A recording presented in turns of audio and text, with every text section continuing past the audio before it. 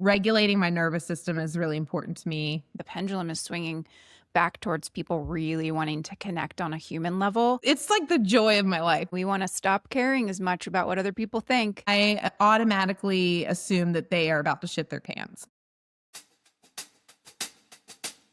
Do you remember how I told you that I had started taking a libido supplement? Yeah. Well, I started with a different brand, and then it's because I didn't realize that Solaray had the libido pills, the Yeah. libido supplement. So the one you were taking, I can't remember even the brand of it, but I remember being like, how the hell are you doing that? Because you had to take it 3 times a day. 3 times a day. I got this libido one too that you have, and I got so excited for you. I took it for the first time this morning, actually, so TBD. But Yeah.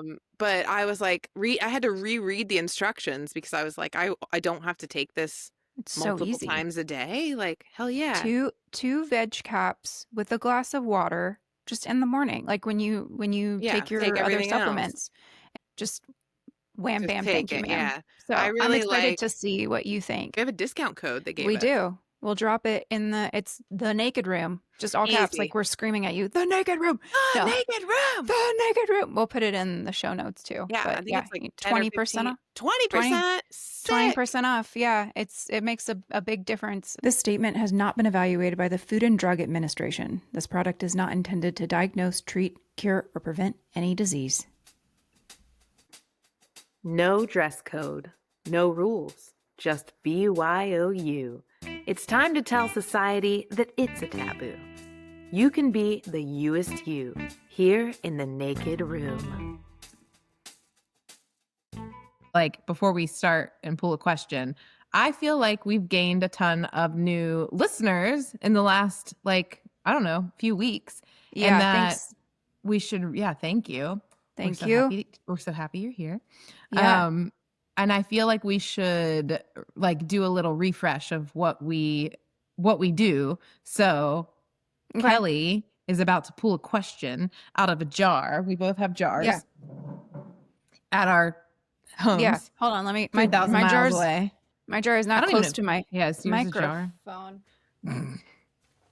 Big old mason jar, which is also cool. what I drink my water out of. Not this one, but this is the What jar, all the the question jar. Yeah, there's some obstacles in there, but this is the question jar. But yeah, I start my morning off with a 32-ounce Good job. thing of water. If anyone's trying to do a resolution for what, here you go. That's what I'm doing. That is one of mine. Drink more water. I should have made it more specific, like drink it right in the morning, but I don't. I drink coffee, and then at 1 o'clock, I'm like, oh shit, I haven't eaten anything. It's a mess.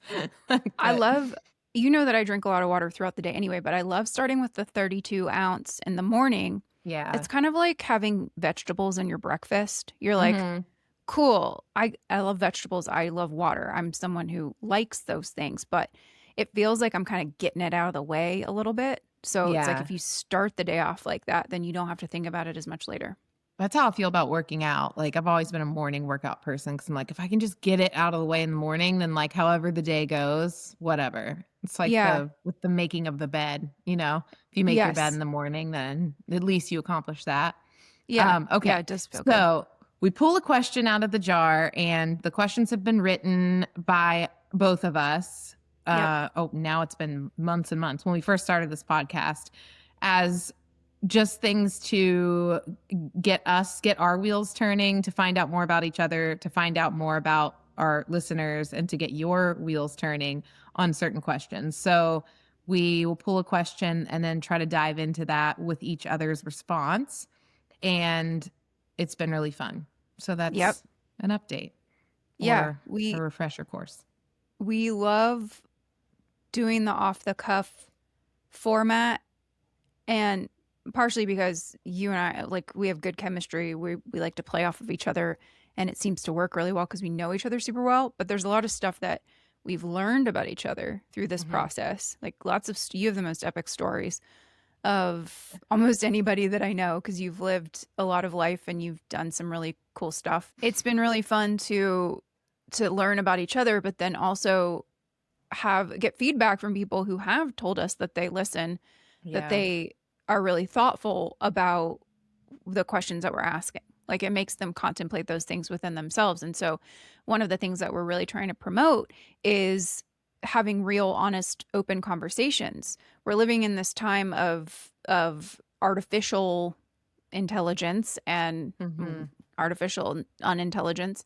No, we're living in this time of a lot of uncertainty around what's real and what's not. And there's this major thing that's happening that I've been seeing is like the pendulum is swinging back towards people really wanting to connect on a human level and be in person and have community. And so even though you and I are not in person, we're still building community through this. And that's one of our big pillars, our big North Stars with all of this is like, how can we encourage people to really open up, kind of let go of the small talk and get right to the root of feelings and things that matter. Yeah, which is something that's like, it's resonating a lot like now, the way that things are, like you said, with AI. And I feel like the internet and AI just it wants to give you what you want to hear, or wants to like keep things, there's no deeper thought to much. But I feel like it goes all the way back to even when you live in LA still, but like when I first moved there, and I think we've talked about it on the pod before, like when we would go out to, you go out to parties and you're meeting new people. And I just noticed that it was just so much of the same question to get to know people. Like, what do you do for work? Yeah. Where are you from? It's very transactional. It just felt very surface level. It should be okay to get a little uncomfortable. Yeah. And I think we've gotten so far away from that people just kind of ask the safe questions, and they, even if they really want to know more about somebody, it's just so ingrained in you to not ask that. So I've tried to make a habit of doing that and not falling into the like societal norm of being like, hi, yeah, I'm Jamie Lynn. Yeah, this is what I do and where I live. Like, that's just like, well, yeah, I don't know. They're like, let's learn and grow a little bit more in these tiny little like, interactions. And so these questions, I think, are ones that help us do that, and that I hope help other people like carry those on to like parties and ask strangers of them. Cocktail parties in dry January. Mocktail parties. Okay, hold on. Parties. I'm gonna pull one today. You're gonna pop a question? Yeah, I'm gonna pop a question. Okay. Let's see what we got here. I am so happy I pulled this one, especially at the top of the year. Okay. With resolutions and resetting and all of that stuff. And we've talked about this many times too. We're in our 40s now, and we want to stop caring as much about what other people think. Recovering people pleasers here. Or did I write this one? I wrote it. I think what it is. And it's a theme that we've been talking about lately. There's a lot of themes that come up, but this one has been coming up a lot. What are you doing to give fewer fucks this year? Oh, I like that one a lot. Yeah, we did talk about that recently. Yeah, I think you talked about it in the last episode. You're like, I'm giving fewer fucks. It's a good one. And I feel like after listening to the last episode where we did talk about that, I felt it's great that this is coming up again, because I felt like I needed to clarify something. To me, and I know to you too, but just to be clear, to me, giving less fucks has nothing to do with like being a caring, empathetic person, right? Like it's more about giving less fucks about the things that you don't have any control over, that normally we would be given some fucks about.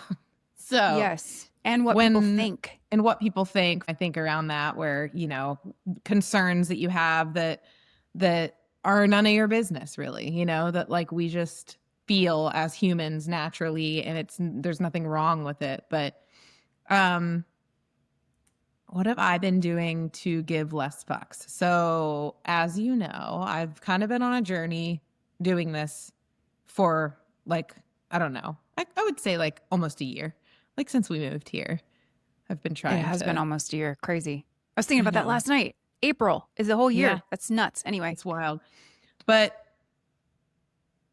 I think that some of the little things that I do, so regulating my nervous system is really important to me now that I've just realized that that's something I think that everyone should be really aware of. I think that it's it highly affects your health and your mindset. And there's usually a lot of little things that you can do that lead up to like doing that. And there are also a lot of things in and around us daily that dysregulate our nervous system that are so normal that we just assume that it's something that, we just have to like be okay with. So, some little ways that I do that, I guess, like I'm trying to think of some funny ones. Like I'm in the process of helping Oliver also kind of get on board. And one of them, you and I have talked about it, like if I'm in traffic, or which isn't often now, I like barely leave my little farm, but like if I'm like out and about in the world and somebody has a behavior specifically with driving that I'm like, what the fuck, and I'm giving a fuck about it, I automatically assume that they are about to shit their pants. Like I don't think, like it's like from experience, I can tell. You're like, yes, it was you that I saw driving. Sorry. No, but I think we so often like we project or we associate like someone's bad behavior with them being like a bad person, or and it just like it's like this cancer that can grow inside of you, just being like, oh, like, why did they do that? They must have thought, like somebody cuts you off and it's immediately it's about you. Like they thought especially I feel like with men, like not to point you out, but there's a confidence or a like, an alpha thing with it where it's like, you thought you could do that to me. And it's like 99%, it's not about anyone else. I'm not really, I'm paying attention when I'm driving, obviously, but like, I'm not I'm just in my little world in my truck. But if I make some, abrupt, shitty move or I'm driving fast, it's never about anybody else. I'm not like, oh, I see that car up there, I'm going to piss them off today. And we just often assume that, I think. So that's one little thing that I do to try to give less fucks, is just be like, that's not about me. They're about to shit themselves. And they're in their own little world, their own little journey. Trying to reset my algorithm in my social medias, like, or not reset, but just kind of like feed it the things that I want to see. Yep. So that, and I guess that's a little bit of a cheat code, because it's like if things were still there that irritated me or triggered me, like politics, then I would maybe give a fuck about it. But my hack for that is I'm trying to I don't research that stuff. If there's a way to tell it not to feed that to me, then I do that. Right now, my algorithm is like almost exclusively sourdough bread recipes, farm stand aesthetics, what else? Axes. So like we got an axe recently and I was like heavily researching what kind of axe I wanted. And so now I'm getting all these so niche axe ads. Axe ads. Wow. They're very axe.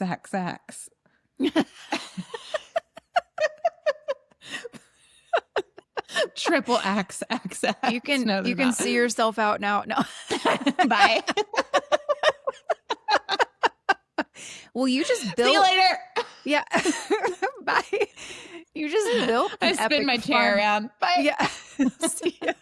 You just built an epic farm stand too. Oh my God. Yeah. I love it. It's like the joy of my life. Talk about, I guess that's another good lesson in like not giving a fuck, is that when I started it, I kind of forgot where I was. Like I've been used to living in, so the last two places would have been like LA, that has like a ton of restrictions, obviously, around like, laws and what you can do in a city because it's not rural. And then Nantucket, which has a lot of restrictions because they like to keep things very specific and historic and, all of that. And so it's very like cookie cutter. And I found myself giving a lot of fucks about what people might think and like what the reaction would be to putting a farm stand at the corner of the property. I knew that there would hopefully be a few people that were like, oh, this is really cool. But anyway, I have a security camera set up to make sure people don't steal anything. And I spent the entire first day, because it's a farm stand, I'm not manning it. I have a cash box. It's set up. It's like, take what you want. Right now I have cookies and firewood is free.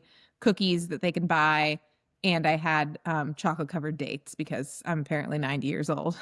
It was my old man cup. They are really good, though. They're so good. I've had those. They're so good. Yeah. They're so good. You think you're eating like a caramel. So watching that camera, I feel like it would probably be a breach of like their privacy to share any of that on the pod socials. But like I do at some point want to put together like a montage of the reactions because they were so endearing and just so adorable. Like this guy walked up and he had his hands in his pockets and his like headphones on, like his earbuds. And he must have been on a run and he kind of like did a little take and was like, because it's like right in this spot where people usually turn around and there's probably never been anything there. And so everyone's like, it's like this social experiment. They're like, is this a portal? What is this? Yeah. They're like, what is this weird little Is this a portal to a simpler time? Yeah. So they walk up and he looks in and he's like, I like it. I like it a lot. And then he just walks away. I was like, all right. And I wasn't talking back to them. Like I'd get the notification and I'd look because I found it to be a very successful and, informational way to get feedback on this little business and what people thought as far as like the pricing, people commenting on like what they thought about the pricing, what they thought about the selections, like the stand itself. And I had maybe a couple people that came and looked and didn't get anything. Like they might've been like, okay, and like walked away. But 90% of people bought something or they were like, oh my God, this is so cute. And like people were talking to the camera as they bought stuff. There was a woman who she's like she's talking to God. She's like, I see a camera. If you're in there. I just think this is the best thing. I'm buying a cookie. She's like in the box. And it's just like, it's been the cutest thing. And I had to, in order to do this, I had to give no fucks for two reasons. I had to not give a fuck what people were going to think about it, but I also had to let go of my big, hermity privacy thing. I had to put myself on the Nextdoor neighborhood app and be like, hello, this is me. And here's, where my stand is, and kind of what felt like putting myself in like the line of fire for people to have negative opinions. And it was so endearing and delightful and surprising that it was just positive feedback the whole way. Like there are more people that like commented and liked this idea on there than I think are even in my neighborhood. Like it's like I don't know, 200 people or something have like, interacted and said like there are people who are like, I don't even live in that community and I think this is the best thing that anyone's done for like the neighborhood or something. So it was really cute, and it took not giving a fuck to get to that point and kind of like get over that fear. So not giving a fuck is important. And how cool is it to see that it's all fine on the other side too? Exactly. Like it's like even better than fine. Like it was a positive experience. Like the amount of joy it's bringing me, not just stalking people on the security, but the amount of joy that like people's feedback about like my chocolate chip cookie, like I'm just like, whatever, people will buy it because they'll want it. But people are like, some woman goes, hi, I saw her transaction. And then like 6 minutes later, she commented on like a separate thread through the Nextdoor app. And she's like, hi, I just bought a cookie and I just wanted to support this because I thought it was cute, but I didn't think there was any way the cookie could be better than mine. And daggone it, it's even better. And I was like, this is the cutest thing. People being humble, people being grateful. Like, it's just like 5 stars, like experience so far, knock on wood. And yeah, it took a lot of like getting over fears and just like kind of winging it to make that happen. A lot of digging in dumpsters to get the wood to build it.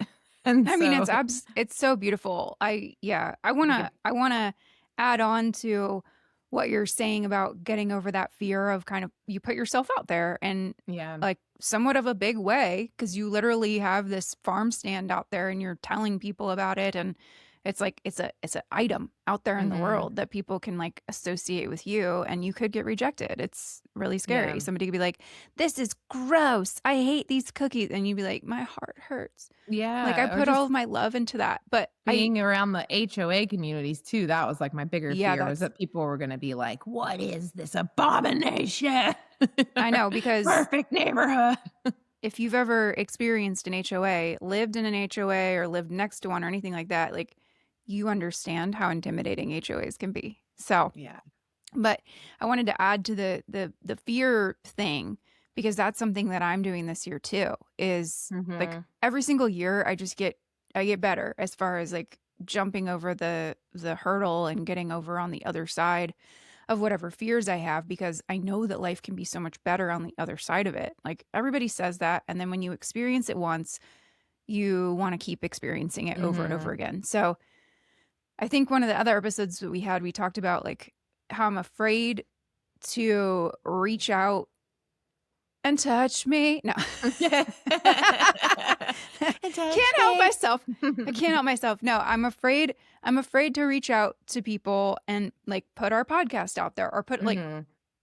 but it's not enough where I'm not going to do it, but there's that deep underlying fear that I'm going to get rejected. And so I've started the top of the year just reaching out and asking for what I want and putting it out there into the world. Like I posted on LinkedIn and I said, "This is what we're looking for." And Mhm. everyone else should do it too. YOLO, and whatever year it is, 2026, 2026. 2026.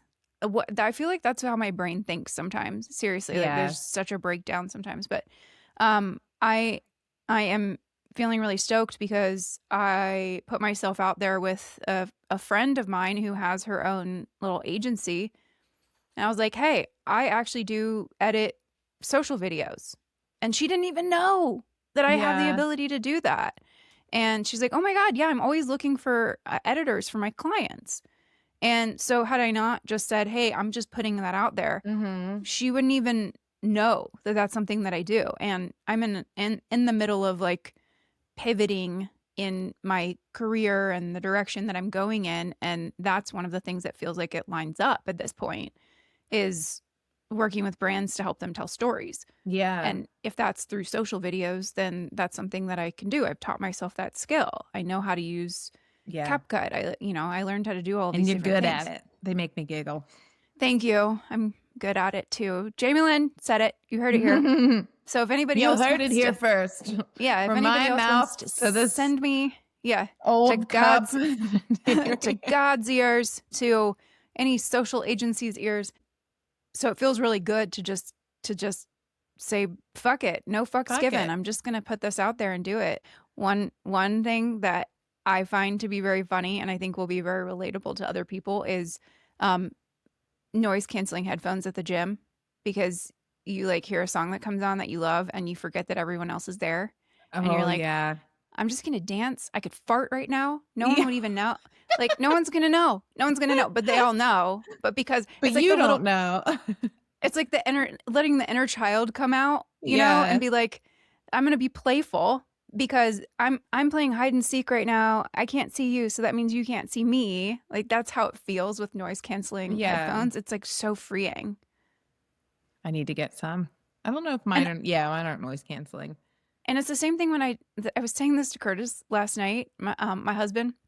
I was saying this to him, and I can't see very well, and so I have to wear corrective lenses, either glasses or contacts.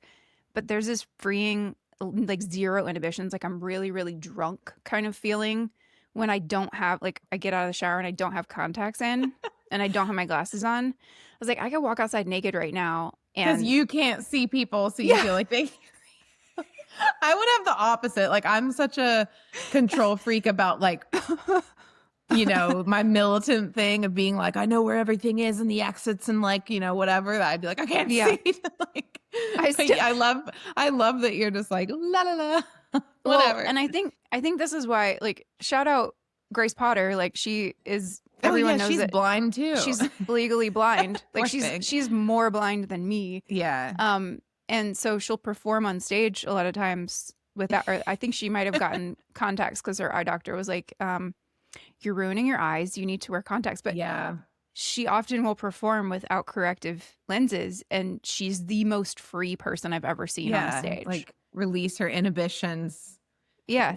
Feel the rain on her skin. Yeah. The lyric.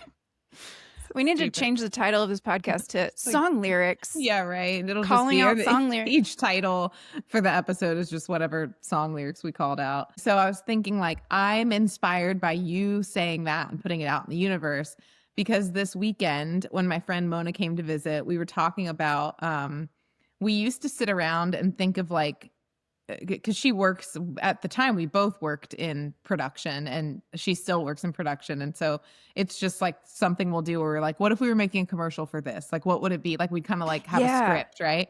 And one of the ones that we thought of when we first were friends many years ago, and we revisited it when she was here sitting on my sectional, was like this whole commercial idea we had about it was like a furniture, a couch manufacturer. It's like what's like Bob's Furniture, or like some of those like companies that are around LA. And it's like a commercial for sectional that they have. And it's just like tight shots on like a woman coming home from work, and she's like kicking her shoes off and like pouring herself a glass of wine. And then like the husband comes home and he's like taking his shoes off and like getting a whiskey or whatever. And they both like kind of, there's like hand on the leather couch and they're like sliding. And then it's like, it comes out like full I don't have the right terminology, but whatever, wide shot, there we go, wide shot, and they are on absolute opposite sides of the couch. And then it's like, when I get that feeling, I want sectional healing. Oh my God. And we laughed so hard. And she's like, you need to be in marketing. So I'm putting it out in the universe. If you need a funny commercial, I had a good one for Freebird too. I need to email that. But like, I won't give it away. I can't give away all the secrets, but my brain just works in that way. I feel like you have such good storytelling abilities with your like editing. Maybe we just need to start making commercials. That's the ticket. Well, I don't know. Do you want to spitball and try to make one right now? Sure. Let's see. What should we do on? We could do. Should we do this is a good no fucks given exercise. Did I send you the video of the woman? I think her Instagram's like playful parenting or something, but she did this exercise with her daughter, like her young daughter, where they made a commercial by going back and forth with one word. So like, oh, I love that exercise. Yeah. So it's like improv. You did send it to me. So if you and I were going to like make a commercial about like a men's like, well, we could do like a medicine that helps you not give a fuck. Yes. Okay. like a give less fucks just medicine. One pill. Yeah. Okay. Hold on. Do you want to start or do you want me to start? I'll start. Okay. When you need a boost for no fucks given, you can count on us. It's a one time pill or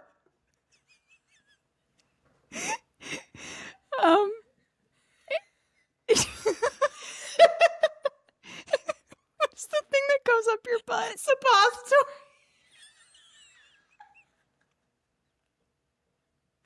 Suppository that goes directly into your bloodstream for ultimate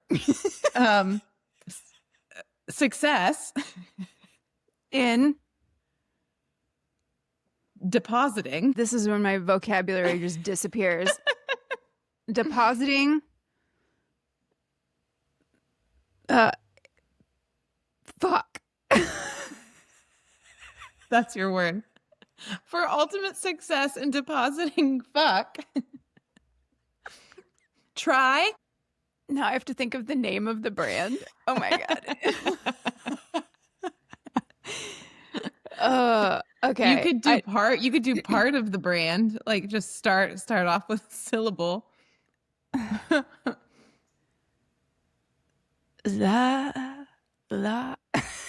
Just sounds. When we finish, I want to go back and grab all the words and then make the commercial. Okay, that sounds good. All right, but anyway, I feel like we get the gist. Go and play this with your friends. Like, come up with something. This is an incredible way to give fewer fucks. I did improv for 6 months, like when right before Curtis and I started dating, and then into when he and I had met and started dating. I remember when you were. Where were you going? You were going to. It's called Improv for the People. Oh, cool. In LA, and I just remember like the confidence that I got from that was pretty palpable. Like, where I felt like my brain was just firing on like 10 million cylinders, and I could like come up with stuff off the cuff. Like I was in like we did a live production, like people came and watched the show, and Matt, the teacher, was like, okay, Kelly, now rap. And I just had to like rap about something on stage, and do you remember what it was? Everything always turned sexual. I don't know. Like I just lowest common denominator. I was with one other person on stage, and so we were like going back and forth and playing off each other, but like a rap battle. But yes, and is like the best way to live life. It was kind of like a rap relationship. I don't know, like the opposite of a battle. Like we were playing with each other instead of like butting heads, you know. But that's funny. Yeah. But yeah, improv is a really good way to let go. That's for sure. More improv in 2026. Yes. If you're listening, share it with someone. Then we have more people. Yeah, exactly. Share it. Like, subscribe, share. Yes. Give us a 5-star review everywhere. The Naked Room Podcast is brought to you by hot coffee, cold showers, grit and determination, the power of being a woman. We'd like to thank ourselves. This is a self-run operation. We have done all of this on our own, other than with the help of our hot sound guy, my husband, Curtis Keeper, who curated all of our equipment and got us up and running.